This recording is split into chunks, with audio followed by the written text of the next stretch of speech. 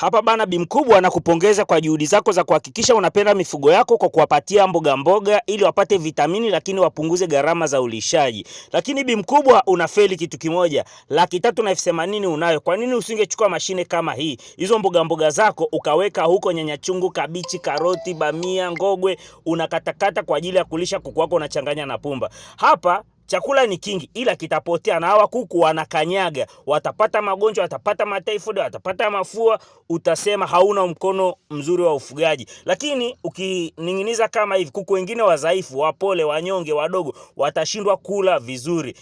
Ndugu zanguni, tumewaletea vitu vya kisasa, nguvu kidogo, matokeo makubwa. Mashine kama hii inaitwa food chopper, ni kwa ajili ya kuchakata.